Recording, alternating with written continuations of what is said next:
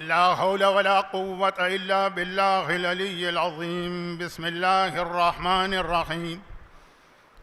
الحمد لله رب العالمين، قاسم الجبارين، مبير الظالمين، مدرك الهاربين، رب الشهداء والصديقين، والصلاة والسلام على سيد المرسلين وخاتم النبيين ورحمة للعالمين وشفيع المذنبين، والمخاطب بطه وياسين أبي القاسم محمد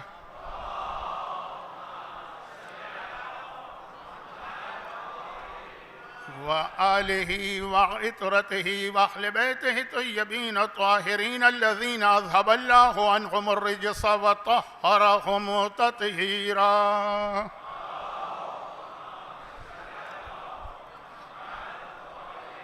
سيما على الإمام المنتظر والحجة الثاني عشر، اللهم عجل له الفرج. اللهم إنا نشكو إليك فقد نبينا وغيبة ولينا وكثرة عدونا وقلة عددنا وتظاهر الزمان علينا وشدة الفتن بنا ولعنة الدائمة على أعدائهم أجمعين. أما بعد، فقد قال الحكيم في كتابه الكريم: بسم الله الرحمن الرحيم. من المؤمنين رجال صدقوا ما عاهدوا الله عليه فمنهم قضى نحبه ومنهم من ينتظر وما بدلوا تبديلا. وقال سبحانه وتعالى: إن الله اشترى من المؤمنين أنفسهم وأموالهم بأن لهم الجنة يقاتلون في سبيل الله فيقتلون ويقتلون وعدا حقا عليه في التوراة والإنجيل والقرآن وما أوفى بعهده من الله فاستبشروا ذلك هو الفوز العظيم. وقال سبحانه وتعالى: ولا تحسبن الذين غافلا عما يعمل الظالمون ويؤخر يوما تشخص فيه الأبصار. صلوات.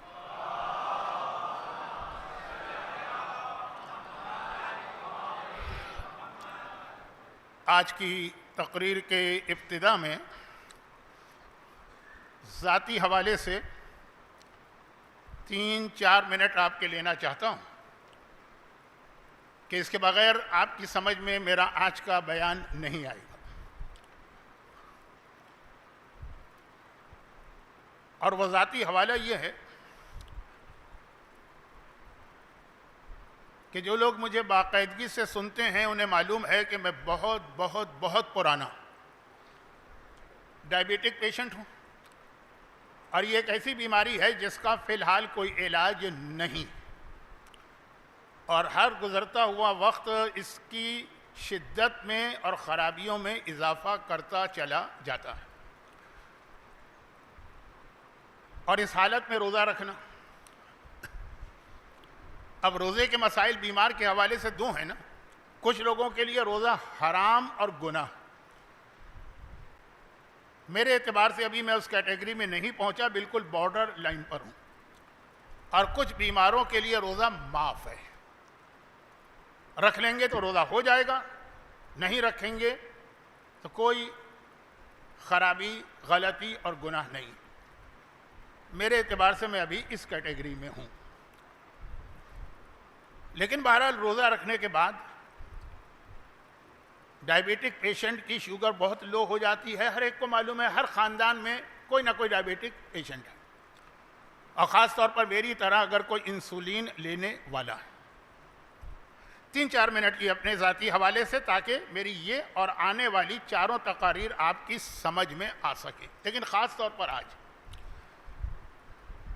اور پھر جیسے ہی روزہ افطار ہوتا ہے ویسے ہی بلڈ شوگر یا بلڈ گلوکوز اسپائک کرتا ہے، ایک دم بہت تیزی سے اوپر ہو جاتا ہے اور پھر ایک دم نیچے آتا ہے. اس حالت میں میں عام طور پہ رمضان کی تقاریر سے آج کل گریز کرتا ہوں. 35-40 سال میں نے رمضان میں مومنین کرام کی خدمت کی، کراچی تو اس کا گواہ. کیونکہ بہرحال کئی لوگ کہتے ہیں اور میں بھی ان سے اتفاق کرتا ہوں کہ مولانا جب آپ کے یہ پرابلم ہے تو آپ کو کس نے مشورہ دیا کہ آپ آ کر تقریر کر کے اپنا وقت بھی ضائع کریں اور مومنین کا بھی؟ 100% میں متفق ہوں. اسی لیے میں رمضان میں گزشتہ 2-3 سال سے آپ کو کہیں نظر نہیں آیا ہوں گا سوائے شہادت کی 4 مجالس کے. لیکن اب کیا کیا جائے، ہمارے CWO کے نوجوان اس بری طرح سے پیچھے پڑے. میں نے اپنی ساری مجبوریاں بتائیں، اور پھر یہاں ہوا یہ کہ یک شد نہ دو شد، یک شد دو شد، یک نہ شد دو شد. خوجا پیرائی اس ناشری جماعت کا بھی حد سے زیادہ اصرار، تو میں آ گیا. اب اس کے بعد جو کچھ بھی آپ کمی، خرابی، نقص، عیب محسوس کریں گے وہ میں نے اپنی مجبوری بتا دی. اور اسی لیے آپ ان لوگوں سے پوچھے، دونوں سے، خوجا جماعت سے بھی اور CWO والوں سے، کہ کیا میں نے فوراً ان کی دعوت کو قبول کر لیا؟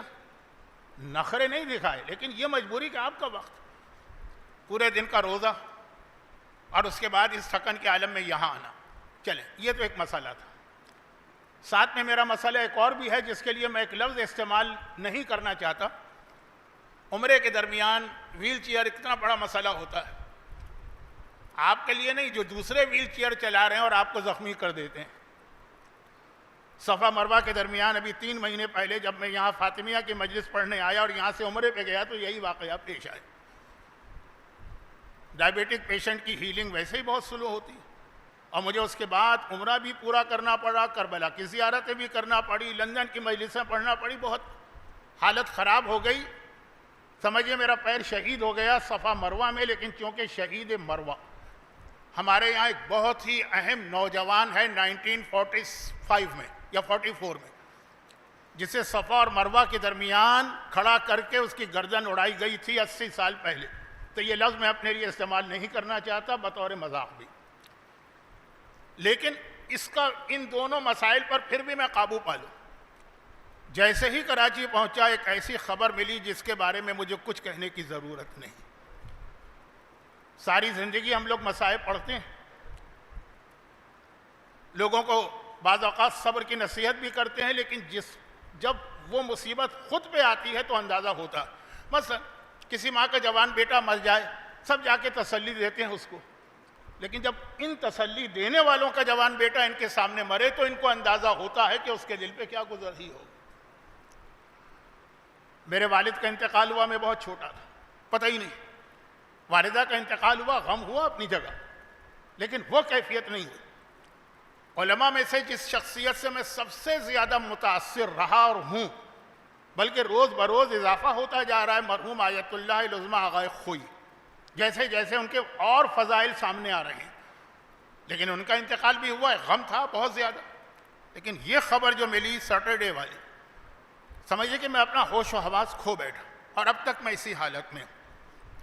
بیماریاں اپنی جگہ، سفر اپنی جگہ، روزے کی کیفیت اپنی جگہ، اور اتنی بڑی مصیبت عظمی اس وقت میرا دماغ کام نہیں کر رہا. میں نے مصائب کا حوالہ کیوں دیا؟ میں میدان کربلا میں شام غریبہ کو اکثر مصائب میں ایک جملہ کہتا ہوں کہ 2-3 مصیبتیں ایسی ہوتی ہیں کہ کسی آدمی کا دماغ کام نہیں کرتا. کسی کے گھر میں آگ لگ جائے، اس کا دماغ کام نہیں کرے گا اس وقت. وہ ڈاکٹر ہے، آپ اس سے مشورہ لینے جائیں گے، وہ کہے گا بھائی اس وقت میرا دماغ کام نہیں کر رہا، میرے گھر میں آگ لگی ہے، میرے بچے جل رہے ہیں، کل آنا یا کسی اور کے پاس جاؤ. کسی کے گھر میں جوان بیٹے کی میت پڑی ہو، وکیل صاحب قانون کیا کہتا ہے، کہتے ہیں میرا دماغ کام نہیں کر رہا، اس وقت میری سمجھ میں نہیں آ رہا، میں ہوش و حواس کھو بیٹھا ہوں، کسی اور سے جا کے مشورہ لو. کہیں زلزلہ آ جائے وہاں کی کیفیت. تو اکثر ہم لوگ یہ جملے کہتے تھے کہ سلام ہو ہمارا علی کی اس شیر دل بیٹی زینب کبریٰ کو جس نے شام غریبہ یہ تینوں مصیبتیں برداشت کی. 18 لاشیں اس کے سامنے پڑے ہیں اس کے گھرانے کے، 18 کے 18 خیمے اس کی آنکھوں کے سامنے جل رہے ہیں. زمین کربلا میں زلزلہ ہے، لیکن اللہ رے علی کی بیٹی نے کس طرح سے علی کی استقامت اور صبر کا مظاہرہ کیا. نہ ہوش و حواس رخصت ہوئے، نہ زبان پہ کوئی ایسا جملہ آیا ہے، اور کس تحمل اور بردباری اور شجاعت کے ساتھ اس پورے گھر کو اکٹھا کیا ہے. یہ ہمیشہ شام غریبہ میں یا زیادہ تر میں پڑھتا ہوں، لیکن اب اندازہ ہو رہا ہے، اور زیادہ اندازہ ہو رہا ہے شہزادی کی عظمت کا جب خود اپنے اوپر یہ واقعہ گزرا۔ میں یہ تو نہیں کہوں گا کہ ہماری قوم یتیم ہو گئی ہے اس لیے کہ ہمارا اصل باپ تو امام زمانہ، بڑی سے بڑی شخصیت دنیا سے آتی ہے اور جاتی ہے، امام زمانہ جب تک زندہ ہے ہم یتیم نہیں۔ ہاں یہ کہہ سکتے ہیں جو دعا افتتاح میں آپ آج کتنے 13 دن ہو گئے یہاں پہ روز کہتے ہوں گے کہ اللہم انا نشکو الیک فقد نبینا وغیبت ولینا، خدا بندہ ہم پر جو مصیبت پڑی ہم تیری بارگاہ میں فریاد نہ کرے تو کس سے کرے؟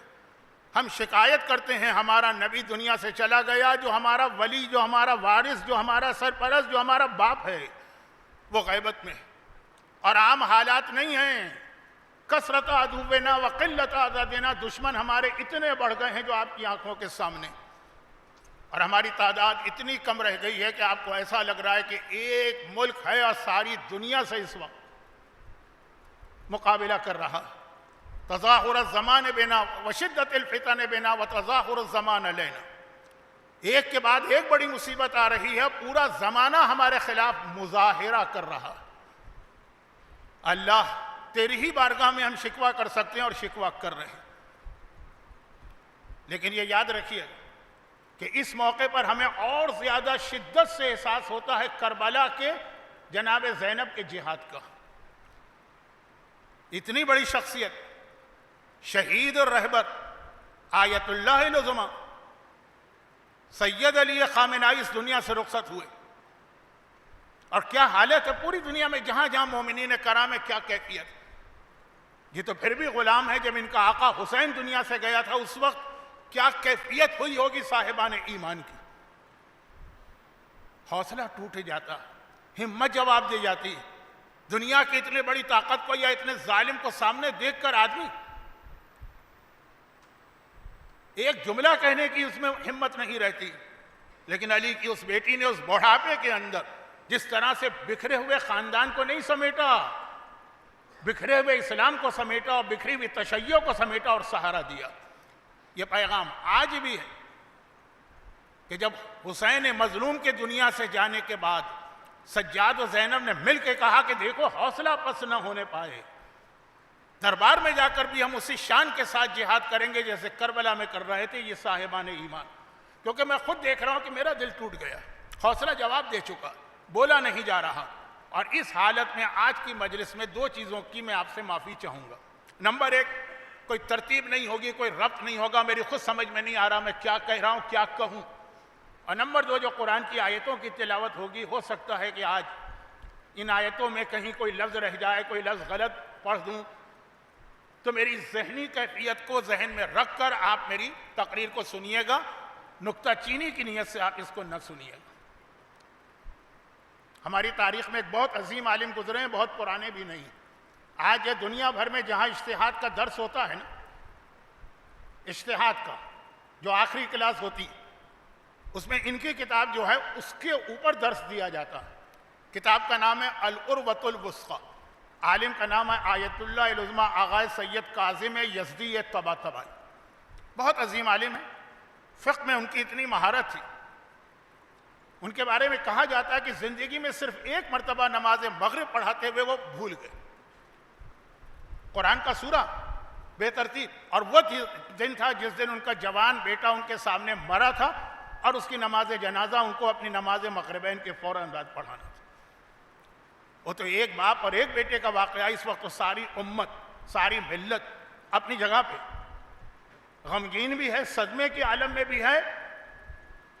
ہاں، حوصلہ پس نہیں ہونا چاہیے، حوصلہ اتنا ہی مضبوط کہ شہید کی جو موت ہے وہ قوم کی حیات ہے۔ یاد رکھیے گا، یہ خون ناحق پروردگار اس کا بدلہ ضرور لے گا۔ آئیے قرآن کی 2-3 آیتیں، جن میں سے پہلی آیت تو آج ان دنوں میں آپ نے ہر ایک سے سنی ہوگی، لیکن یہ وہ آیت ہے جو اس مہینے رمضان میں میرا مولا اپنی شہادت سے پہلے مسلسل تلاوت کر رہا تھا۔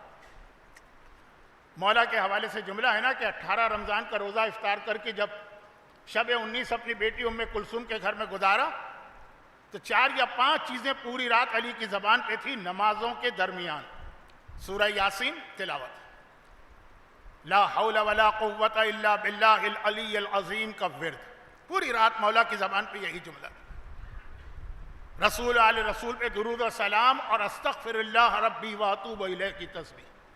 لیکن یہ تو آخری رات ہے جو علی کی ضربت والی، اس سے پہلے مہینے رمضان کے مہینے میں مولا اکثر اس آیت کی تلاوت کرتے تھے، ویسے اپنی زندگی میں اس سے پہلے عام دنوں میں بھی کرتے تھے، لیکن آخری رمضان تو شاید روزانہ اس آیت کی تلاوت کرتے تھے جو ابھی آپ نے تمام علماء سے آیت سنی۔ میں اس آیت کی تفصیل میں نہیں جا رہا، میں صرف ترجمہ کر کے اگلی آیت پہ جا رہا ہوں۔ من المؤمنین رجال، سورہ نور کی آیت ہے، مومنوں میں ایسے مرد ہیں صدقوا ما عاہدوا اللہ علیہ، جو انہوں نے اللہ سے وعدہ کیا ہے وہ اس کے اوپر پورے اتر رہے ہیں، کوئی وعدہ خلافی نہیں ہو رہی ہے، بلکہ یہ لفظ آخر میں آ جائے گا۔ اب یہ جو لوگ ہیں جنہوں نے اللہ سے کیے ہوئے وعدے کو پورا کیا، وہ وعدہ کیا ہے وہ اگلی آیت سورہ توبہ کی میں ترجمے میں آ رہا ہوں۔ صدقوا، صادق سچے نکلے، ما عاہد اللہ علیہ، جو انہوں نے اللہ سے عہد کیا۔ فَمِنْهُمْ مَنْ قَضَى نَحْبَهُ، ان میں سے کچھ ایسے جو وعدہ کر کے اپنی زندگی گزار کے دنیا سے چلے گئے، جو مولا نے اکثر کہا اس سے مراد میرا چچا حمزہ شہید احد ہے۔ وَمِنْهُمْ مَنْ يَنْتَظِرُ، اور کچھ ایسے ہیں جو اب انتظار کر رہے ہیں کہ وہ وقت کب آتا کہ جو اللہ سے ہم نے عہد کیا ہے اس کو پورا کریں۔ مولا نے کہا یہ میں ہوں، اور قرآن نے کہا وَمَا بَدَّلُوا تَبْدِيلًا، انہوں نے اپنے وعدے میں کوئی تبدیلی نہیں کی۔ اور وہ وعدہ کیا ہے وہ سورہ توبہ کے اندر آ رہا، سورہ توبہ کی آیت إِنَّ اللَّهَ اشْتَرَىٰ مِنَ الْمُؤْمِنِينَ أَنفُسَهُمْ وَأَمْوَالَهُمْ، اللہ نے تمام صاحبان ایمان سے ان کی جان بھی خرید لی اور ان کا مال بھی۔ اب نہ جان تمہاری جان ہے نہ مال تمہارا مال ہے، لیکن خرید و فروخت تو ہمیشہ دو طرفہ ہے نا، کہ اگر اللہ نے کچھ خریدا ہے تو اس کی قیمت کیا دی؟ بِأَنَّ لَهُمُ الْجَنَّةِ، اور اس کی قیمت یہ ہے کہ اللہ نے ان کو جنت عطا کی۔ جنت کی قیمت قرآن سورہ توبہ بہت مشہور سورہ اس لیے ہے کہ آخری رسول کی زندگی کے آخری سالوں کا سورہ، تمہارا مال اور تمہاری جان خرید کے تمہیں جنت دی۔ تب کیا مطلب جان و مال خرید کا؟ یقاتلون فی سبیل اللہ، یہ اللہ کے راستے میں قتال کرتے ہیں، فیقتلون ویقتلون، دشمن کا خاتمہ بھی کرتے ہیں اور خود بھی مارے جاتے ہیں، شہید ہو جاتے ہیں۔ وعداً علیہ حقاً فی التوراۃ والانجیل والقرآن، یہ اللہ کا وہ وعدہ ہے کہ جو اللہ نے تورات میں بھی کیا ہے، انجیل میں بھی کیا ہے، قرآن میں بھی کیا۔ وما اوفی بعہدہ من اللہ، اور اللہ سے زیادہ وعدہ پورا کرنے والا کوئی نہیں۔ فاستبشروا ببیعکم الذی بایعتم بہ، پس خوشخبری ہو تمہارے لیے۔ یہ لفظ یاد رکھیے گا، اس سے میں اپنی اصل تقریر پر آنا چاہتا ہوں۔ پس خوشخبری ہو تمہارے لیے کہ اگر تم نے اس خرید و فروخت پر تم ثابت قدم رہے، ذالک هو الفوز العظیم، یہی بڑی کامیابی۔ کامیابیاں بہت ہوتی ہیں، دولت، مکان، گاڑی، بزنس، اولاد، بڑی کامیابی عظیم، یا اللہ عظیم ہے، سبحان ربی العظیم، اور یہ کامیابی بڑی عظیم ہے جو راہ خدا میں مارا جاتا ہے اور اپنی جان دیتا ہے۔ اس نے اپنا وعدہ پورا کیا، اور اللہ سے زیادہ وعدہ پورا کرنے والا کوئی نہیں ہے، تو اللہ بھی وعدہ پورا کرے۔ اور پھر وہ آیت آ گئی ہے جو ہمارے یہاں بہت زیادہ تلاوت کی جاتی ہے، لیکن اس سے پہلے والی آیت اور اس کے بعد والی آیت کو ملائیے تو پھر میں اصل عنوان پر آ جاؤں۔ سورہ آل عمران۔ جنگ احد میں مسلمانوں کا کتنا شدید نقصان ہوا، پیغمبر کی زندگی میں جتنے جہاد ہوئے سب میں ملا کر اتنے لوگ جو مارے گئے، اس سے زیادہ صرف ایک جنگ احد میں مارے گئے۔ پیغمبر کی زندگی میں تقریباً 80 جہاد ہیں۔ اب یہ جنگ احد میں جو مسلمانوں کا اتنا نقصان ہوا تو قرآن ایک عجیب انداز سے اس کو بتا رہا ہے۔ آیتیں بہت ہیں لیکن میرا موضوع کچھ اور ہے، اس لیے میں تفصیل میں نہیں جا رہا۔ الذین قالوا لاخواننا وقعدوا، جنگ ختم ہو گئی نا، 70 مسلمان مارے گئے نا۔ اب ہر جگہ ایسے لوگ ہوتے ہیں جو یہاں بھی ہوں گے، یہ غلطی تھی، حماقت تھی، بغیر سوچے سمجھے میدان میں چلے گئے، دشمن کی طاقت کا اندازہ بھی نہیں کیا، فلاں سے بلا وجہ ٹکرا گئے۔ کیا تمہیں پتہ نہیں تھا کہ اس کے پاس کیا کیا وسائل؟ اب قرآن کہہ رہا، یہی جنگ احد کے بعد بھی ہوا تھا جب 70 مسلمان شہید ہوئے ہیں. قرآن کہہ رہا، یہ قرآن آیت 167 168 والی آیت آل عمران، جس کے شروع میں آیا مباہلہ. ترجمہ کیا ہے؟ الذین قالوا لاخواننا. دیکھو مدینے کے ان لوگوں کو جو اپنے بھائیوں سے کہہ رہے ہیں، یعنی جو اعتراض کرنے والے ہیں ایک طرح سے منافق ہیں، لیکن قرآن لفظ بھائی استعمال کر رہا ہے، اپنے بھائیوں سے کہہ رہے ہیں وقعدوا. اور کس حالت میں کہہ رہے ہیں؟ کہ خود گھر میں بیٹھے.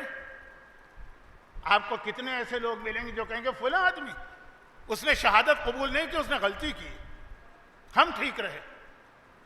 ضرورت کیا تھی اس طرح سے چلتی بس کے آگے اب چھلانگ لگانے کی؟ اب یہ الفاظ قرآن کے ہیں الذین قالوا لاخواننا وقعدوا. قعدوا مانے بیٹھ جانا، گھر میں بیٹھ جانا. یہ لوگ گھر میں بیٹھ گئے اور ان لوگوں کو جو شہید ہوئے ہیں ان کے لیے کہہ رہے ہیں لو اطاعون ما قتلوا، اگر وہ ہمارا مشورہ مانتے تو کبھی نہیں مارے جاتے. ہماری بات پہ چلتے، ہم جو ان کو پالیسی دے رہے تھے، ہم جو ان کو مشورے دے رہے تھے، اتنی بڑی طاقت کفار مکہ کی 10,000 کا لشکر ہے، تم 700 بھی نہیں ہو. اگر یہ ہمارا مشورہ مانتے ما قتلوا تو ان کو موت نہیں آتی، یہ قتل نہیں ہوتے، یہ شہید نہیں ہوتے. قرآن کہہ رہا قل فادرؤوا عن انفسکم الموت ان کنتم صادقین. اچھا یہی بات ہے، تو جب تمہاری موت آئے گی اپنی موت کو ٹال کے دکھانا اگر تم سچے ہو. مرنا تمہیں بھی ہے، مرے وہ بھی ہیں، تم بستر پہ ایڑیاں رگڑ کے مرو گے، وہ راہ خدا میں جہاد کر کے مرے گے. لیکن جو ایسی بات کہتے ہیں نا کہ بھائی کوئی جنگ کرنے سے پہلے یا کوئی بڑا قدم اٹھانے سے پہلے ذرا سوچنا سمجھنا بھی چاہیے، وہ اپنی جگہ صحیح ہے، لیکن سوچنے سمجھنے کا مطلب ہے کہ گھر میں بیٹھ جاؤ. قرآن کہہ رہا تو تم اپنی موت ٹال کے دکھا دو. اگر ان کو موت آ گئی تو کیا تمہیں موت نہیں آئے گی؟ پھر اسی سے ملی ہوئی آیت ہے، اس سے بالکل ملی ہوئی. وَلَا تَحْسَبَنَّ الَّذِينَ قُتِلُوا فِي سَبِيلِ اللَّهِ أَمْوَاتٌ بَلْ أَحْيَاءٌ عِندَ رَبِّهِمْ يُرْزَقُونَ. جنگ بدر کے بعد آیت نازل ہوئی جو مر جائیں ان کو مردہ نہ کہنا، شہید کو مردہ نہ کہنا. اب یہ نہیں کہا جو راہ خدا میں مارا جائے اسے مردہ سمجھنا بھی نہیں.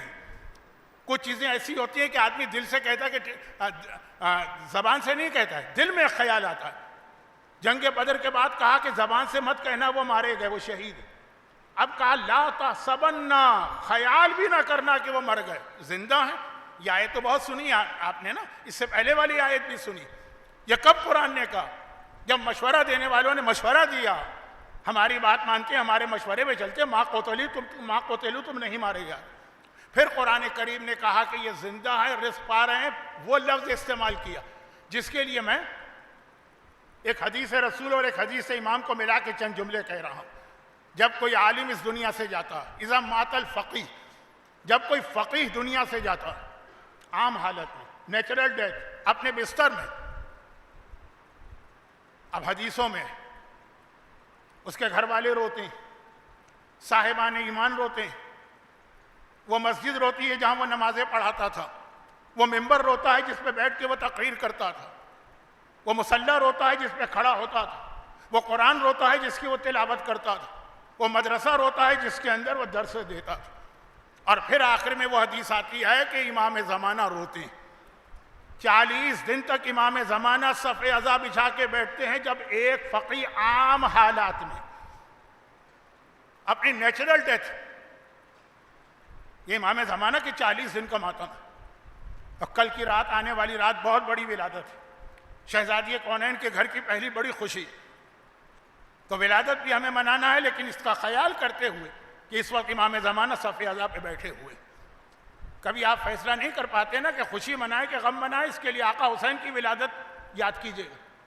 جب ولادت ہوئی تھی خوشی بھی تھی، غم بھی تھا، سارے مصائب پڑھے جا رہے تھے، جبرائیل آ کے پیغمبر کے سامنے سارے مصائب بیان کر رہے تھے. خیر وہ کل کی بات کل کیجئے، آج یہ سب روتے ہیں. اور صحیح معنوں میں دیکھے تو واقعی یہاں تک روایتوں میں ہے کہ وہ زمین روتی ہے جس پہ یہ عالم چلتا تھا، وہ آسمان روتا ہے جس کے نیچے یہ عالم گھومتا تھا. لیکن اتنا بڑا جب ہمارا رہبر دنیا سے گیا، یہ تو عام عالم کی بات تھی اور عام موت کی، شہادت کی موت. سب لوگ صاحبان ایمان تو ہیں غم میں، لیکن میں نے عام کافروں کو بھی دیکھا، وہ جو بہت متعصب ہے ان کو چھوڑ دیجئے، لیکن واقعاً ایسا صدمہ پہنچا۔ لیکن اس موت کے اوپر صرف ایک شخصیت ہے جو بہت ہی خوش ہے، وہ خود قرآن بتا رہا، فرحین بما عطا اللہ۔ یہ وہی شہید کو مردہ مت کہو، اس سے ملی ہوئی آیت، اس سے پہلے والی آیت بھی میں نے پڑھی، تلاوت کی، اور اس کے بعد کی آیت بھی سنی ہے۔ فرحین بما عطا اللہ، چند لفظ چھوڑ کر، یستبشرون بنعمت من اللہ وفضل۔ یہ شہید راہ خدا جس کے لیے تم نے کہا کاش یہ ہماری بات مانتا تو نہیں مارا جاتا۔ قرآن نے کہا کہ وہ زندہ ہے، پھر کیا کہا؟ فرحین، وہ خوشی کے عالم میں ہے، وہ فرحت کے عالم میں ہے، وہ جشن منا رہا ہے۔ شہید کے بارے میں قرآن کہہ رہا بما عطا اللہ، جو اللہ اس کو عطا کر رہا۔ یستبشرون بنعمت من اللہ وفضل، اور ان کے لیے اللہ کی نعمتوں پر نعمتیں اور اللہ کا فضل پر فضل ہے۔ تو ساری دنیا اس وقت سوگ کے عالم میں ہے، زمین و آسمان کو ملا کر، مسجدوں اور مدرسوں اور مصلوں اور قرآن اور ممبر کو ملا کر کوئی خوش ہے تو خوش شہید قائد آیت اللہ خامنہئی۔ قرآن کہہ رہا ہے فرحین، یہ لوگ خوشی جشن منا رہے ہیں اس دنیا میں جانے کے بعد۔ لیکن ساتھ میں قرآن نے ایک پیغام اور دیا، اور یہ ہے سورہ ابراہیم کی آیت ہے یا سورہ قمر کی، بہرحال، لا تحسبن اللہ غافلا عما یعمل الظالمون۔ ان کو مشورہ دینے والے ہوں کہ دوسرے لوگ، یہ ظالم ان کو ظلم کرنے دو، لیکن لا تحسبن، پھر وہی بات، زبان سے نہیں، دل میں بھی نہ لانا کہ اللہ غافل ہے ظالموں سے۔ بس ظالم ظلم کر رہا ہے، اللہ کیا کر رہا ہے؟ لا تحسبن اللہ غافلا عما یعمل الظالمون، ظالموں کے عمل سے اللہ غافل نہیں ہے۔ غافل نہیں ہے تو اتنا بڑا ظلم کیا، نتیجہ کیوں نہ نکلا؟ قرآن نے وہی بتایا اسی آیت کے آخر میں، یؤخرہم یوما تشخص فیہ الابصار۔ یہ ظالموں کا انجام اللہ نے اس دن پہ چھوڑ دیا ہے جس دن خوف کی وجہ سے آنکھیں پتھرا جائیں گی، آنکھیں پھٹ جائیں گی۔ ابھی مت دیکھو کہ کس نے کیا ظلم کیا، اللہ غافل نہیں ہے۔ ایک ایک چیز اللہ کے سامنے ہے، لیکن اللہ انتظار کر رہا ہے ان کو ایک وقت دیا۔ اور یہ بھی تو قرآن نے کہا کہ اصل سزا تو وہ ہے، لیکن اس دنیا کی حد تک بھی قرآن نے ایک بہت اہم پیغام دیا ہے اس سورہ میں جس کے دو نام ہیں۔ سورہ فجر بھی اسی کو کہتے ہیں، سورہ امام حسین بھی اسی کو کہتے ہیں، جس کی آخری آیت ہے یا ایتھا النفس المطمئنۃ ارجعی الی ربک راضیۃ مرضیہ۔ اس کی شروع کی آیت کیا ہے؟ بسم اللہ الرحمن الرحیم، والفجر ولیال عشر والشفع والوتر۔ قرآن کہہ رہا ہے کہ فجر کی قسم اور 10 راتیں، اس کے بعد ارأیت اللہ، کیا تم نے نہیں دیکھا کہ تمہارے رب نے ما فعل ربک بعاد ارم ذات العماد التی لم یخلق مثلها فی البلاد وثمود الذین جابوا الصخر بالواد وفرعون ذی الاوتاد الذین طغوا فی البلاد فصب علیہم ربک صوت عذاب ان ربک لبالمرصاد۔ اسی دنیا کی بات، اصل انجام وہ، لیکن اس دنیا میں بھی الم تر کیف فعل ربک بعاد، 3 قوموں کا قرآن نے تذکرہ کیا ہے۔ آج دیکھ لیجئے کہ یہ تینوں چیزیں کس میں جمع۔ کہا تم نے نہیں دیکھا اللہ نے قوم عاد کے ساتھ کیا کیا؟ التی لم یخلق مثلها فی البلاد، قوم عاد وہ تھی جس نے بہت دنیاوی ترقی کی تھی۔ کہا التی لم یخلق مثلها فی البلاد، ان کا جو شہر تھا نا، آج تک دنیا میں اتنا خوبصورت، حسین، بہترین کوئی شہر نہیں بنایا گیا۔ دنیاوی بڑی بڑی عمارتیں، چوڑی چوڑی سڑکیں، صاف ستھرے باغات، عالیشان مکانات، انسان قدم رکھے تو شہر دیکھ کے حیران ہو جائے۔ کہا یہ قوم عاد نے کیا تھا نا، ابھی دیکھو تمہارے رب نے ان کے ساتھ کیا کیا۔ آج بھی آپ کسی نوجوان سے پوچھئے، پیرس جانا ہے، لندن جانا ہے، ٹوکیو جانا ہے، نیو یارک جانا ہے، کیوں؟ بہترین شہر، بہترین۔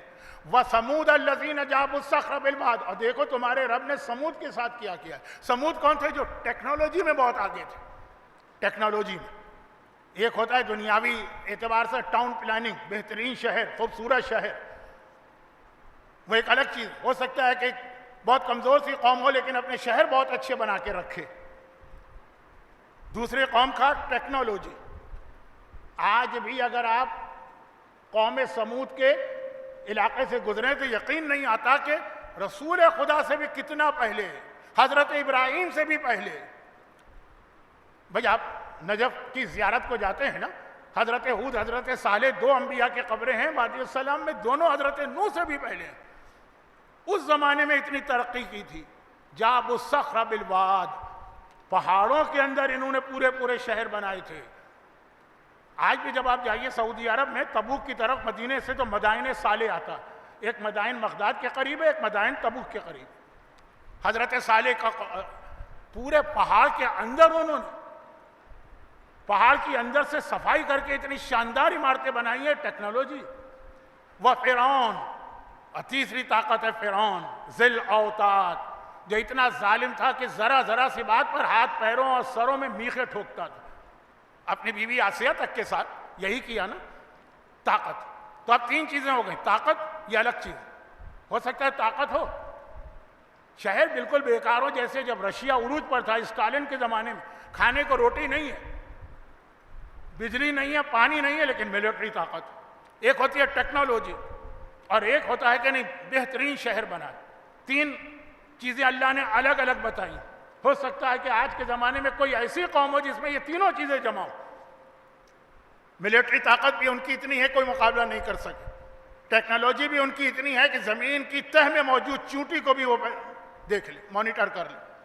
ہو سکتا ہے شہر بھی ان کے بہترین ہو. قرآن کہتا ہے لیکن ہوا کیا, ہوا کیا, جو کچھ ہم نے ان کو دیا طغوا فی البلاد, بجائے اس کے کہ یہ عدل کا انصاف کا مظاہرہ کرتے, انہوں نے شہروں کے اندر طغیان, ظلم و ستم کا بازار گرم کر دیا.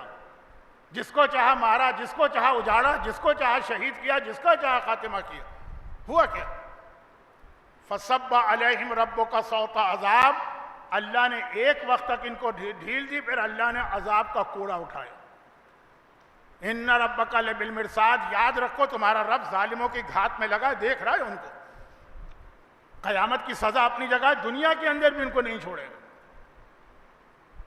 تو یہ قوموں کا انجام ہمارے سامنے, اور ہم نے اپنی آنکھوں سے بڑے بڑے ظالموں کو اپنے زمانے میں نیست و نابود ہوتے دیکھا. اب جیسا کہ جملہ میں نے کہا کہ یقیناً بہت بڑا صدمہ ہے ساری قوم کے لیے, اتنا عظیم شہید قائد دنیا سے گئے, خود وہ خوش ہے. ان کا ایک جملہ آپ کو اور یاد ہوگا, جب 3 جون 1989 3 جون 1989 میں امام خمینی دنیا سے رخصت ہوئے, اور یہی مرحلہ پیش آیا جو آج پیش آ رہا, یعنی ان کے بعد اب ان کا نائب کون بنے گا. تو اب تو اتنا زیادہ میڈیا میں یہ خبر پھیل چکی ہے کہ آپ کو پتہ کہ اہل خبرہ کی ایک کمیٹی بیٹھتی ہے, شورائے نگہبان ہوتا ہے, پورا ایک سسٹم ہے وہ طے کرتی. تو جس وقت اس شہید قائد کا انتخاب ہوا, ان کا جملہ ہے نا بہت مشہور, اور وہ یہ تھا کہ سب نے اتفاق کیا ایک نام پر, صرف میں نے اختلاف کیا.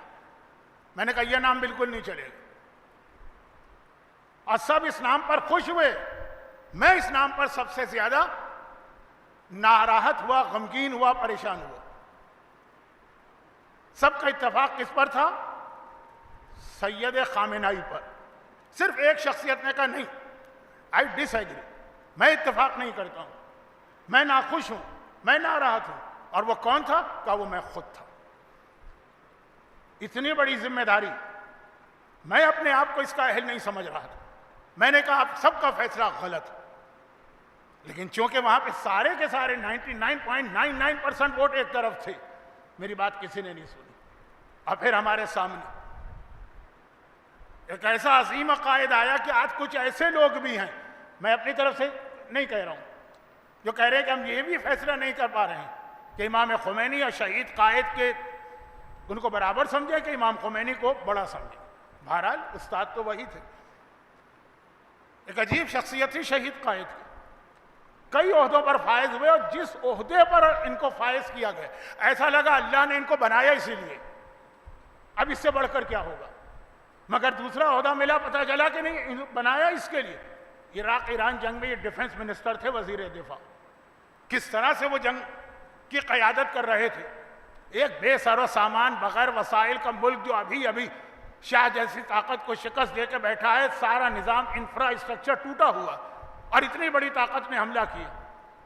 جو آج چاروں طرف کے ممالک شور مچا رہے ہیں سب صدام کے ساتھ تھے نا، لگا اس سے بہتر وزیر دفاع ہو نہیں سکتا، اور یہ اللہ نے ان کو اس کے لیے بنایا، لیکن پھر یہ پریزیڈنٹ بنے، اور وہاں جو پہنچے تو ہم نے ایسا دیکھا کہ جیسے ان سے بہتر کوئی پریزیڈنٹ ہو نہیں سکتا، اللہ نے بنایا اس کے لیے، اور پھر وہ ولی فقیہ بنے قائد، تو ایسا لگا اللہ نے ان کو بنایا اس لیے۔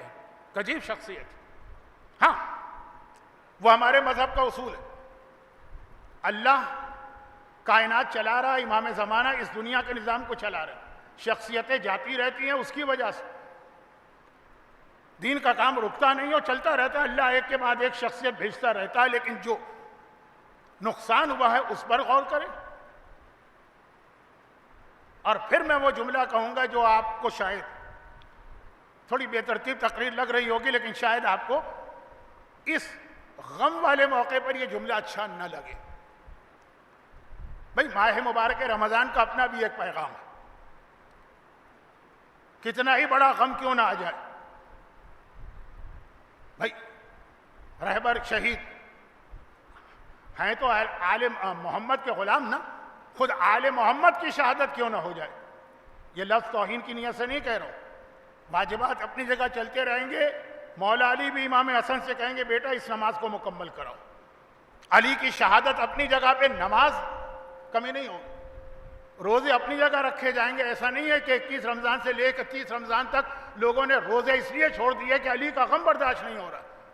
ویسے واقعاً اس وقت یہ کیفیت ہے، مجھے یقین ہے کیونکہ مجھ پر خود یہ گزری کہ اس رات پہ جب افطار کا وقت آیا ہوگا، کسی کے گھر میں شاید چولہا بھی نہ جلاؤ، مجبوری الگ چیز ہے، نہ افطار کا دل چاہ رہا ہوگا نہ سحر کا دل چاہ رہا ہوگا، لیکن اتنی عظیم شہادت کے حوالے سے میں 40 سال پرانا ایک واقعہ سنا دوں۔ میں نے مجلسوں میں بہت پڑھا تھا جب تک میں کراچی میں ریگولر مجلسیں پڑھ رہا تھا، لیکن آج ایک مرتبہ پھر آپ کو یہ یاد دلانا ضروری ہے۔ وہ چھوٹا سا واقعہ، لیکن اس سے پہلے میں صرف اتنا آپ کو بتا دوں کہ ہماری تاریخ تشیع بھری پڑی ہے شہادتوں سے۔ شیعت نے ہمیشہ خون دیا ہے، کسی کا خون لیا نہیں، لیکن خاص طور پر ہماری تاریخ میں شہید اول، شہید ثانی، شہید ثالث، شہید رابع، شہید خامس جیسی شخصیتیں آئیں، اور ان پر ظلم کرنے والوں کا انجام بھی ہمارے سامنے آیا۔ کتنے 26 اور 20 تقریباً 45 سال پہلے جس شخصیت نے اپنے ہاتھ سے آیت اللہ العظمیٰ شہید باقر صدر کو شہید کیا تھا، ابھی ابھی حال ہی میں اس کو پھانسی ملی ہے کہ نہیں ملی؟ کتنے دن بچے گا؟ یہ کوئی سزا نہیں، بچ بھی جائے تب بھی کوئی سزا نہیں ہے، وہ سزا تو وہاں۔ لیکن شہید اول کے حوالے سے ایک بات کہہ دوں، کیونکہ تمام شہیدوں میں ان کو شہید اول کہتے ہیں۔ اچھا، اب شہید تو بہت سارے ہیں، ہمارے یہاں یہ جو شہید کا لفظ استعمال ہوتا ہے اول و ثانی کے اعتبار سے، اس کا مطلب ہے کوئی مرجع یا مجتہد۔ جو غیر مجتہد یا مجتہد بھی نہیں، مرجع سمجھیے، غیر مرجع اگر شہید کیا جائے وہ بہت، اس کا بھی رتبہ بہت بلند، لیکن مرجع تو بغیر شہادت کے بھی بہت بلند ہے۔ تو اگر دونوں چیزیں جمع ہو جائیں، پہلی شخصیت جو مرجع تھے اور عظیم، اب یہاں دینی طالب علم ہوتے تو میں ان کے سامنے کچھ بتاتا، آپ کے سامنے کیا بتاؤں۔ ہماری فقہ میں یہ کہا جاتا کہ غیبت امام میں پہلے مجتہد سے لے کے آج تک جتنے مجتہد گزرے، آج کل چھوڑ دیجئے، یہ جملہ ہے شیخ جعفر کاشف الغطا کا، جتنے گزرے وہ 100 سال پہلے کے ہیں، 200 سال پہلے کا، آج تک فقہ کو کسی نے ٹچ ہی نہیں کیا ہے، شہید اول نے ٹچ کیا ہے یا میں نے۔ اب بڑے بڑے اس میں مراجع کے نام آ رہے ہیں، لیکن ان کے علم کو ظاہر کرنے کے لیے جب انہیں گرفتار کیا گیا تھا اور ان کے قتل کا حکم جاری ہوا تھا، اور خالی قتل کا نہیں، طریقہ قتل بھی قاضی نے اپنے فتوے میں لکھا تھا یا اپنے حکم میں لکھا تھا کہ پہلے ان کی گردن اڑائی جائے گی، پھر بے سر کا لاشا سولی پر لٹکایا جائے گا کچھ عرصے، اس کے بعد لاشے کو اتار کر آگ میں جلایا جائے گا، اور اس کے بعد اس آگ کی راکھ کو دریا میں اور ہڈیوں کو وہیں زمین کے اندر گاڑا جائے گا. نہ غسل، نہ کفن، نہ دفن. یہ ایک مرجع عالی قدر کی بات ہو رہی ہے. یعنی میں کچھ نام لے کر آج کل کے کسی عظیم مرجع کی توہین نہیں کرنا چاہتا، لیکن یہ ان تمام مراجع سے بڑے مرجع. تو اب ان کے بارے میں یہ کہ یہ قاضی نے حکم دے دیا، پورا کیس چلا، پورا واقعہ ہے جس کے بیان کرنے کی ضرورت تو نہیں. اب جب ان کو گرفتار کر کے، گرفتار تو تھے، ہاتھ باندھ کے لے جایا جا رہا ہے جہاں پہ جلاد بیٹھا ہے جو تلوار لے کے کھڑا ہے. جلاد بیٹھا ہے لیکن تلوار لے کے کھڑا ہو گیا اور یہ جا رہا ہے. آسمان کی جانب دیکھ کے انہوں نے سورہ قمر کی آیت، یہ سورہ قمر کی، اس سے دعا بنا کے پڑھی. حضرت نوح کی بہت مشہور دعا ہے نا، فدعا ربہ انی مغلوب فانتصر. نوح نے اللہ سے دعا مانگی، اے اللہ میں مغلوب ہوں، سب نے مجھ پہ غلبہ پایا، سب نے مجھے دبا لیا ہے، فانتصر میری مدد کو آ. یہ قرآن کی ایک دعا، حضرت نوح کی دعا، بہت اہم دعا. تو اب جب یہ گرفتار ہو کے جا رہے ہیں، آسمان کی جانب دیکھا اور کہا رب انی مغلوب فانتصر، اے خدا اس وقت میں بھی مغلوب ہوں، دشمنوں نے گرفتار کر لیا ہے، موت کا حکم آ گیا ہے، جلاد سامنے کھڑا، میری مدد کر. آسمان سے ایک پرچہ ان کے سامنے آ کے گرا اور اس پہ صرف ایک جملہ لکھا تھا. یہی پیغام ہمارے اور آپ کے لیے آسمان سے آج بھی نازل ہو رہا. کیا تھا؟ انہوں نے کہا رب انی مغلوب فانتصر. جواب آیا ان کنت عبدی فاصطبر، اور اگر تو میرا بندہ ہے تو صبر سے کام لے، تجھے صبر کرنا. مومن کی اہم ترین خاصیت صبر، مگر زینب کبریٰ والا صبر، کہ صبر بھی ہو اور جہاد بھی جاری، حوصلہ پس نہ ہو. تو اب ایک چھوٹا سا، بہت چھوٹا سا واقعہ، کیونکہ سارے شہید قائد کے حوالے سے باتیں ہوئیں، تو یہ آخری بھی ذرا انہی سے متعلق سن لیجئے کہ وہ دنیا سے گئے. سب غمگین، چاہے انسانوں پہ اثر نہ ہوا ہو مومنین کو چھوڑ کر، اور بہت سارے صاحب بصیرت عام مسلمانوں کو چھوڑ کر نہ ہو، لیکن باقی تمام کائنات کی مخلوقات ماتم کر رہے ہیں، جس میں فرشتے بھی شامل ہیں. یہ حدیثیں ہیں جو آپ آج کل سن رہے ہوں گے. مگر میں نے کہا کہ اگر کوئی خوش ہوگا تو خود وہ شہید قائد خوش ہیں. جب وہاں گئے ہوں گے، قرآن نے کہا نا فرحین، یہ شہید راہ خدا جیسے ہی وہاں جاتا ہے جشن مناتا ہے وہاں پہنچنے کا. مگر صرف ایک چیز وہ ہمیں اور آپ کو دیکھ کر ایک پیغام دیں گے، وہ سن لیجئے. شہید رہبر کے پریزیڈنٹ بننے سے پہلے کے پریزیڈنٹ کون تھے؟ محمد علی رجائی، جو بم کے دھماکے میں شہید ہوئے تھے. یہ بات ہو رہی ہے آج سے 40 سال پہلے. محمد علی رجائی اور ان کے وزیر اعظم جواد باہنر، پرائم منسٹر اور پریزیڈنٹ، بم کے ایک ہی دھماکے میں دونوں شہید ہوئے. اور بم کے دھماکے میں شہید ہونے والے اور جیسا بم استعمال ہوا تھا، لاش، اب یہ جملے اچھے نہیں لگ رہے ہیں، کبھی توہین ہو جاتی ہے.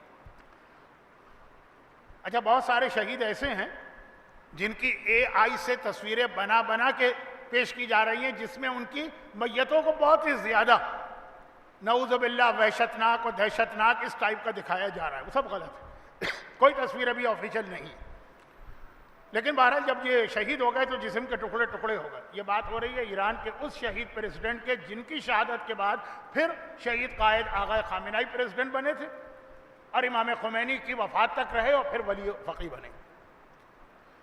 محمد علی رجائی کی عمر اس وقت 40 سال تھی اور ان کی اہلیہ 35 سال کی ہوں گی. بچے چھوٹے چھوٹے تھے. 40-35 سال کا اگر کوئی کپل ہے تو چھوٹے بچے ہوتے ہیں. وہ اس کے بعد پھر کراچی آئی تھیں. ایران کلچرل سینٹر خانہ فرنگ ایران میں ایک اجتماع، کئی جگہ انہوں نے خطاب کیے تھے اور پھر کہا تھا کہ میں یہاں کے کچھ علماء سے بھی ملنا چاہتی ہوں. تو خانہ فرنگ میں ایک نشست ہوئی تھی. میں اس وقت بحیثیت طالب علم اس میں تھا. میرے بزرگ علماء تھے، میرے اساتذہ تھے، باتیں ہو رہی تھیں. وہ ایک رات پہلے کھارادر میں ایک انجمن، ایک امام باڑہ ہے انجمن حسینیہ ایرانیان، وہاں پہ عورتوں سے خطاب کر کے آئی تھیں. تو اگلے دن وہ ہم سے کہہ رہی ہیں، وہ جو علماء بیٹھے تھے، ہم تو خیر کیا جوتیاں اٹھانے والے طالب علم کونے پہ، کہ میرے خاندان پر اس انقلاب سے پہلے اور اس انقلاب کے بعد بہت سارے اللہ نے امتحان لیے ہیں. یعنی عام الفاظ میں آپ کہیں بہت مصیبتیں آئی ہیں، لیکن امتحان لیے. حتیٰ یہ کہ میرا شوہر شہید ہو گئے، شہادت اپنی جگہ پہ، لاشا ایسا کہ ملا ہی نہیں، ٹکڑے ٹکڑے. وہ جو دانتوں کے ذریعے سے بعض اوقات پہچان ہوتی ہے، اس وقت یہ ڈی این اے وغیرہ تو اتنا تھا نہیں، اس سے پہچان ہوئی. اب میں زیادہ اس لاشے کی کیفیت بتانا نہیں چاہ رہا، توہین محسوس کر رہا ہوں شہید کی. پھر وہ لاشا میرے گھر آیا، شہادت کی خبر آئی، میں نہیں روئی. آپ نے اس ایرانی بچی کا کلپ دیکھا ہوگا، چھوٹی سی بچی، اس سے پوچھا جا رہا ہے کہ تمہارا باپ، نہیں اس نے خود کہا میرا باپ مارا گیا، میں یتیم ہو گئی. پوچھا جا رہا ہے تو تم روئی؟ کہا روئی نہیں میں. پوچھا کیوں نہیں روئی؟ بہت چھوٹی بچی. کہا مجھے پتا ہے میں روں گی تو اسرائیل خوش ہوگا، میں اسے خوش نہیں کرنا چاہتی. تو کہا میں نہیں روئی. لاشا آیا، میں نہیں روئی. لاشے کی حالت کے دیکھا نہ جائے، میں نہیں روئی. میرے چھوٹے چھوٹے یتیم بچے کبھی پوچھتے بھی تھے کہ بابا کہاں ہیں، میں نہیں روئی. لیکن آپ کے شہر میں کل رات کو میں نے ایک تقریر کی، اس کے بعد میں روئی، اور اتنا روئی کہ زندگی میں کبھی نہیں روئی. یہ پیغام ایک عام عورت کا ہے، لیکن یہی شہید قائد کا پیغام ہمارے اور آپ کے لیے ہے. اور اس کو ذہن میں رکھ کر میں باقی 4 تقاریر کروں گا. کیوں روئی؟ اب ہم لوگوں کو تعجب ہوا، ہمارے شہر کی بات ہے. وہ اتنے بڑے بڑے مصائب کا سامنا کر کے نہیں روئی. روئی تو کراچی آ کے ایک تقریر کر کے. کہا نہیں تقریر نہیں. تقریر کرنے کے بعد میں جب گاڑی میں بیٹھ کر انجمن ایرانیان سے چلی، حسینیہ ایرانیان، تو اس وقت میں نے دیکھا کہ میری تقریر کے بعد وہاں کوئی شادی کا فنکشن تھا. ایک طویل عرصے تک یہ رواج رہا تھا نا، ہمارے یہاں لوگ مسجدوں میں، امام باڑوں میں شادیاں کرتے تھے. اور جب مسجد اور امام باڑے میں شادی ہو تو پھر وہ ذرا معقول شادی ہوتی ہے.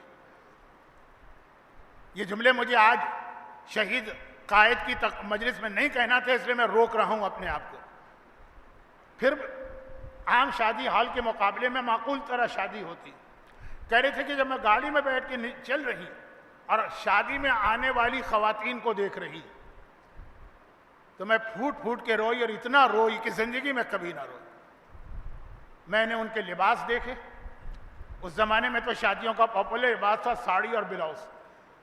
ان کے میک اپ دیکھے، ان کے مختلف ہیئر اسٹائل دیکھے. وہ جو بھی انہوں نے کہا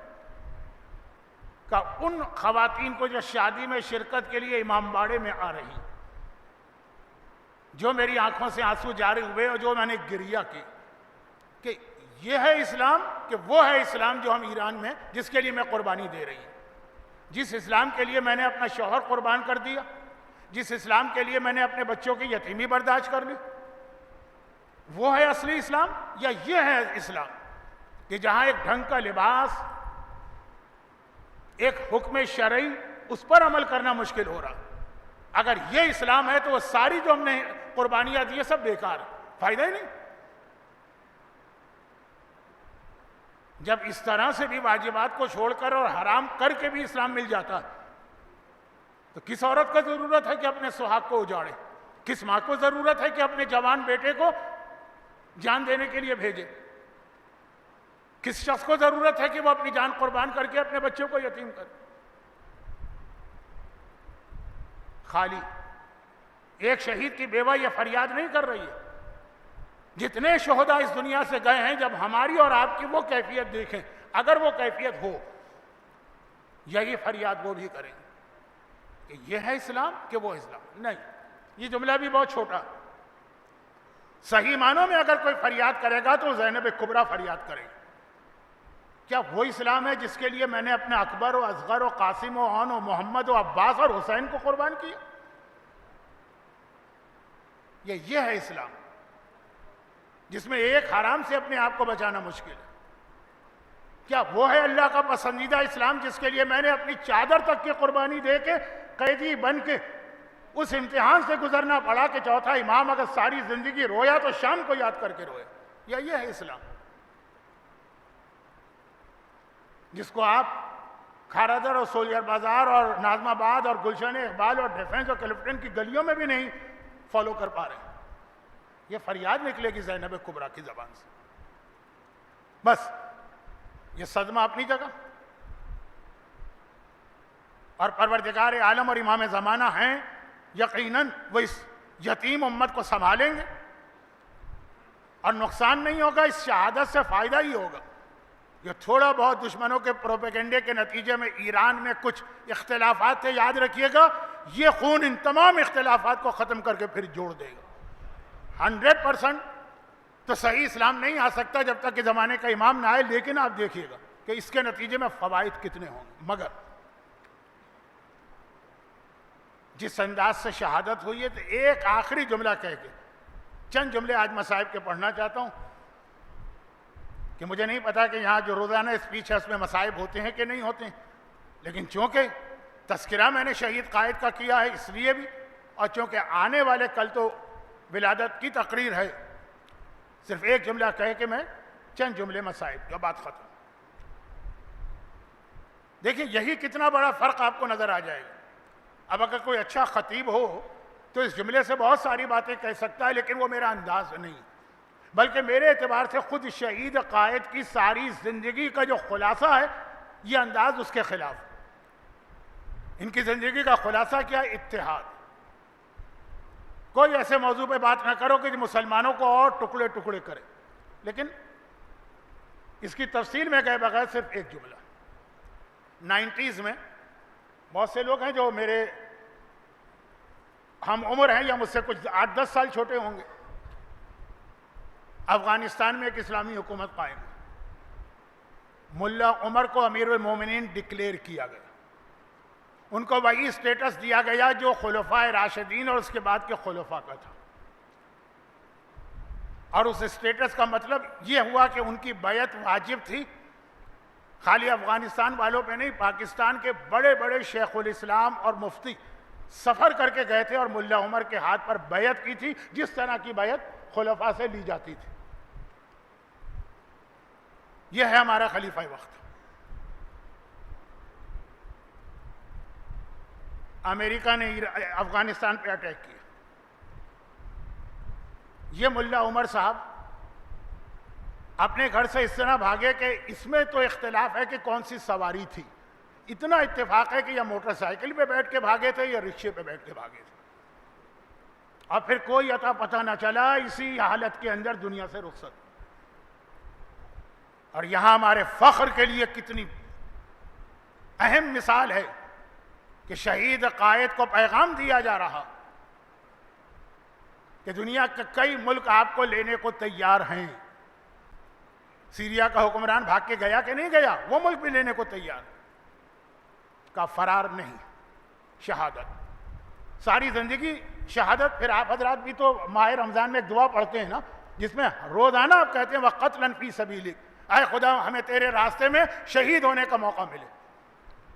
تو یہ ہمارے مراجع اور علماء تو سارا سال یہ دعا پڑھتے ہیں. حتیٰ یہ بھی کہا گیا کہ چلیں حالات ایسے کہ بنکر میں چلے جائیے. ساری چیزیں میڈیا سے آپ کے علم میں. میں تو صرف بتا رہا ہوں ہمارے سامنے 30 سال کے اندر دو کتنی مختلف قسم کی سیرتیں آئیں. اس کو بھی منع کیا جبکہ اس میں کوئی حرج بھی نہیں تھا. بنکر شیب ابی طالب کیا ہے؟ رسول خدا کے زمانے کا، جو ابھی آپ نے 2 دن پہلے حضرت خدیجہ کے حوالے سے مجلسوں میں سنا ہوگا. شیب ابی طالب بنکر تھا. یعنی دشمن سے بچنے کے لیے محفوظ جگہ پہ جانا اور مزید حفاظت کے لیے ہر رات کو ابو طالب کو رسول خدا کو اٹھا کے اپنے بیٹے کے بستر پہ سلانا اور بیٹے کو اٹھا کے رسول کے بستر پہ لانا. اس میں کوئی قباحت نہیں. لیکن اس مرد مجاہد نے کہا کہ نہیں، میں اپنے روزانہ کے معمولات کے مطابق اسی گھر میں اپنے پورے خاندان کے ساتھ رہوں گا. آج تو ان کی اہلیہ بھی شہید ہو گئی جو بہت زخمی تھی. اور اسی درمیان اسی انداز سے شہادت کے رتبے کو پایا. ایک وہ تھے امیر المومنین اور ایک یہ تھے ولی فقی. اسی انداز سے رتبہ شہادت کو پایا جو ان کے آقا کی شان. بس ایک جملہ کہہ رہا ہوں اور مسائل. آقا کی شان کیا ہے؟ امام علی کے مصائب ساری زندگی آپ نے سنے ہیں نا, اس میں جملہ آتا ہے نا کہ کم از کم 2 ایسے واقعات پیش آئے تھے جب مولا علی ام کلثوم کے گھر سے نماز پڑھانے جا رہے ہیں کہ ام کلثوم نے گھبرا کے کہا تھا بابا آج نہ جائیے نماز پڑھانے, جودہ کو بھیج دیجیے. جودہ امام علی کی بڑی بہن ام ہانی کے بیٹے, یعنی امام علی جن کے ماموں تھے. ایک مرغابیوں نے جب راستہ روکا تھا, دوسرا جب مولا باہر نکل رہے تھے اور دروازے کی کنڈی میں وہ ہزار بند یا کمر بند اٹکا تھا. مولا کا کیا جواب تھا کہ جو اللہ نے لکھ دیا ہے وہ تو ہونا ہی ہونا ہے, میں گھر میں نہیں بیٹھوں گا, میں مسجد میں جاؤں. یہی شان تھی نا آقا کی. وہاں تو ان کو یقینی پتا ہے کہ موت آنی ہے. وہی غلام نے شان دکھائی. دشمنوں کا غلبہ بہت بڑھ چکا ہے, حالات خراب ہوتے چلے جا رہے ہیں, کسی اور ملک میں جائیے نہیں, بنکر میں جائیے نہیں, اسی آفس میں بیٹھ کر اسی انداز سے میٹنگ کی جائے. مولا علی کی سیرت کی جھلک ان کے غلاموں میں اس طرح سے آیا کرتی. اور اس کے بعد یہ 2 جملے تو آپ نے اتنے سن لیے ہیں کہ میں صرف جملے پڑھ دوں تب بھی کم ہے, اور وہ یہ کہ ساری زندگی دین خدا کی خدمت کرنے والا علی. وہ جملہ کبھی نہیں کہا جو سر پہ ضربت لگتے ہوئے کہا بسم اللہ و باللہ والا ملت رسول اللہ فزتو برب الکعبہ. تم سمجھتے ہو ہم کو شہید کرو گے تو ہم ناکام ہو گئے؟ ارے ہم کامیاب اس دن ہوتے ہیں جس دن ہم شہید ہوتے ہیں. اور یہ پیغام ہمیں اور آپ کو بھی دیا جاتا ہے روزانہ. ایک تو دعا آپ نے سنی رمضان کی, قتلاً فی سبیلک, لیکن اس کے علاوہ زیارت وارثہ کا آخری جملہ کیا ہے؟ طبتم وطابت الارض التي فيها دفنتم وفزتم فوزا عظیما فیا لیتنی کنت معکم فافوز معکم. وہی افوز, وہی فائز جو مولا نے کہا فزتو ورب الکعبہ یا بے رب الکعبہ ایک ہی بات ہے. ہم اور آپ جب بھی زیارت وارثہ پڑھتے ہیں اور کب نہیں پڑھتے ہیں تو جملہ کہتے ہیں کاش کربلا والو ہم بھی تمہارے ساتھ جان دے کر کامیاب ہوتے. شہادتیں ہمارے یہاں تو کامیابی. اور پھر اگر ایسی شہادت ہو جیسی شہید قائد کو ملی, جو میں نے کہا نا اہلیہ بھی شہید ہوئی, بیٹی بھی شہید ہوئی, داماد بھی شہید ہوا, نواسی بھی شہید ہوئی, ایک بیٹا بھی شہید ہوا. کیا یہ بالکل وہی جھلک نہیں ہے جو آپ کو کربلا کے آقا کی سیرت میں نظر آ رہی؟ حسین نے کربلا میں ایک قربانی نہیں دی, لاشوں پہ لاشیں اٹھائیں. اور ہمیں معلوم ہے کہ شہید قائد دنیا سے گئے,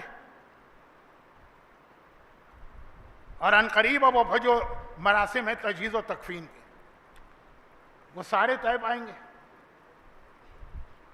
میدان جنگ کے شہید کے لیے غسل و کفن نہیں, لیکن باقی شہادتوں کے لیے تو غسل بھی ہے, کفن بھی ہے, نماز جنازہ بھی ہے اور دفن بھی ہے.